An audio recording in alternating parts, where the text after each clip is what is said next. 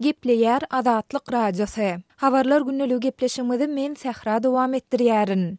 Türkmenistanda 1-nji noýabrdan başlap raýatlaryň daşary ýurtlaryň kollejlerinde, ýagny hüner mekdeplerinde okuyan çağalaryna Western Union we MoneyGram arkaly pul iýermegine gadagynçylyk girdildi. Ýatlap geçsek, mundan öň daşary ýurtlaryň kollejlerinde ýa ýokary jaýlarynda okuyan türkmen studentleriniň enatasy ýa-da ýakyn howsarlary her ay 1000 Amerikan dollaryna çenli möçürdäki türkmen manadyny özüniň daşary ýurtda okuyan çağasyna agtygyna ýa-da doganyna uradyp bilýärdi.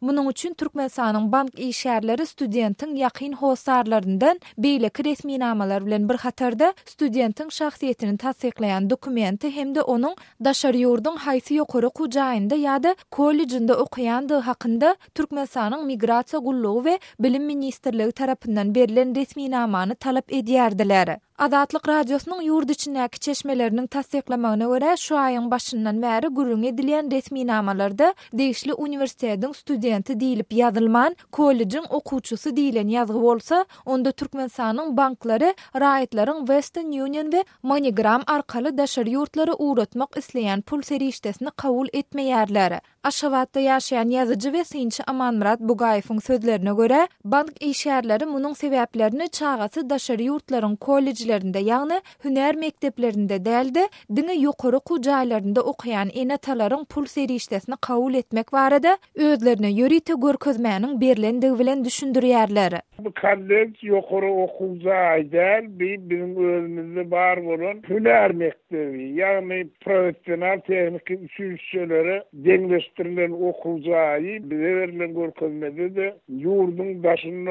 okuyan studentlere howsarlar tarapyndan pul uratmagy, kömek bermek bizden talap edilýär. Şol üçin biz bir professional tehnik üçüncü derejesinde okuwjyny okayanlara pul uratmagy döwlet tarapyndan gadaganlyk girildi diýip muny bank işgärleri açsan aýdýar. Diýip Bugaýew häzirki wagt çağlary daşary ýurtlaryň kollejlerinde ýa-da hüner mekdeplerinde okuyan enatalaryň pul iýermegi üçin başga alternatiwanyň ýokdugyny gürrüň berdi. Gepin gerdişine görä ýatlasak 2016-njy ýylyň ýanwar aýyndan başlap ýurtda dollaryň sowdasy resmi taýdan besedilen soň bu Türkmenistandan daşary ýurtlara, şol sanda ýurdun daşynda okuyan taliplere şeýlede daşary ýurtlardan Türkmenistana pul iýermek bilen bagly girdilen çäklendirmeleriň iň soňkusydyr. Geçen ýylyň başyndan bäri Türkmenistandan daşary ýurtlara, şol sanda ýurdun daşynda okuyan taliplere pul iýermek üçin raýatlardan dokumentleriň ençemesi şeýlede aýlyk we pensiýa hakyndaky tasdiknama, garyndaşlygy tasdiklayan subutnama we